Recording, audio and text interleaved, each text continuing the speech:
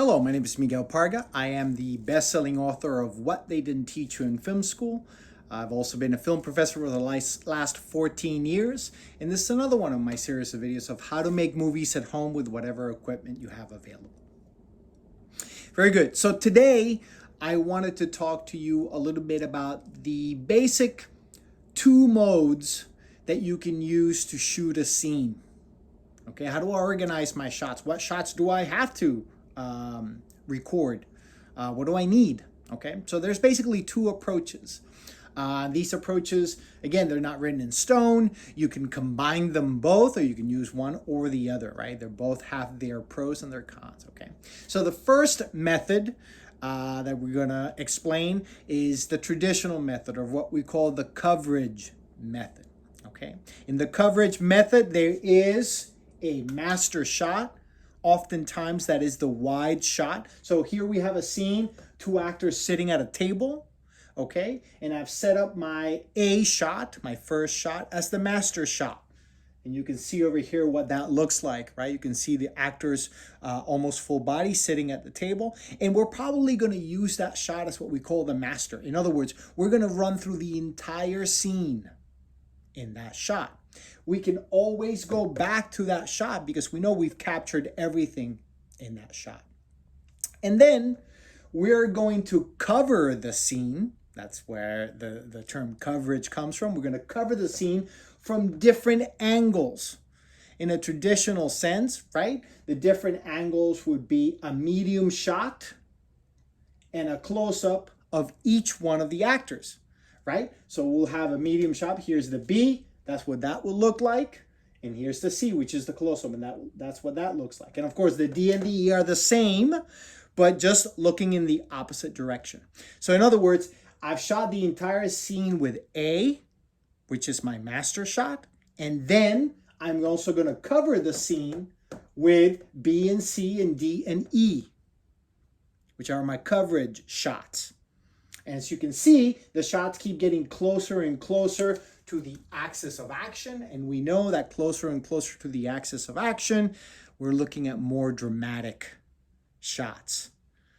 Okay, so that's the first method, the coverage method.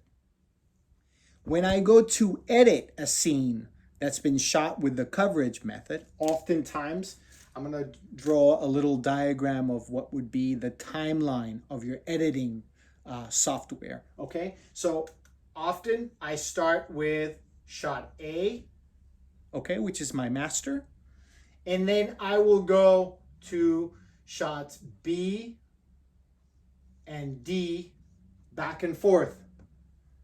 So maybe a few times, B and D. And that's basically going from the two medium shots as the scene gets heated, right? Then maybe I'll go back out to shot A. And then to finish the scene, I'll go to my close-ups. So I'll go to C and E, and perhaps back to A to finish. And that's what the timeline would look like.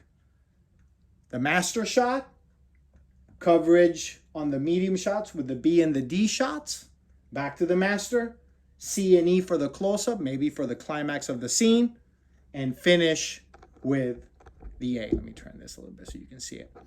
There you go. So that's what that timeline on your editing program would look like if you're editing a scene that was shot with the coverage method. Another option that I have for shooting my scene, it's not the coverage method, it's what I call the puzzle method. Okay? In the puzzle method, I'm going to break up the scene into pieces, and I'm going to shoot each piece with just one shot. So for example, the scene starts the same way the other scene started, with two actors sitting at a table, and I start with my A shot. That looks like that. Oftentimes that A shot may be moving. Maybe I'm pushing in on a dolly, right? While the first part of the scene takes place. Then maybe the conversation gets heated. One of the actor gets up, the other actor follows them, and I go to my B shot. And my B shot looks like this, where there's an actor in the foreground and an actor following them in the background. And they're talking to one another. And that's the second half of the scene, right? And then the actors move yet again to a more heated moment in the scene, and I cut to my shot C, and shot C looks like this, right? Where the two actors are face to face. I'm getting tighter in on them, right? Following the rules, closer to the axis of action and also closer to my subject, makes the shot more dramatic. And I finish my scene with shot C. I'm not covering this in any other way other than just those single shots. Okay? So what happens when I see this scene edited, it's a very simple edit, right?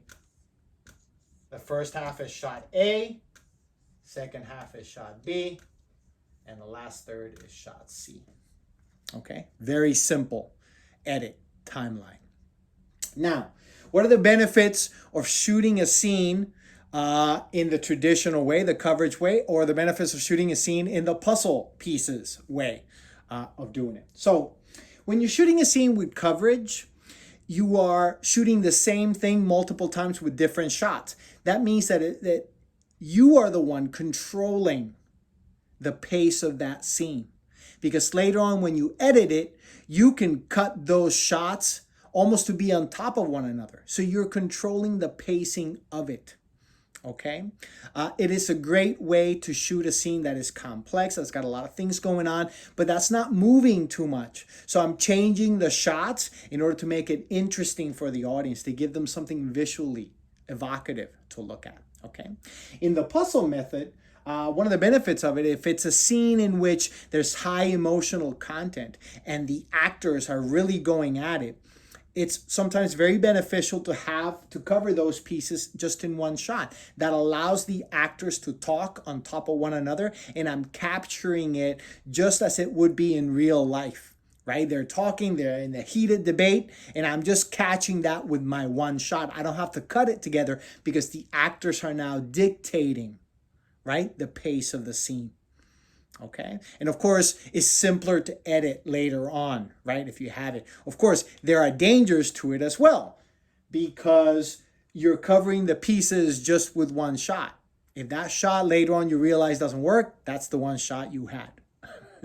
Okay. So two methods, you can combine them both. You could start the scene and shoot it with coverage, and then maybe they get up and you shoot the rest of it with the puzzle method. There's not right or wrong way of doing it. There's just two different approaches to do the same thing.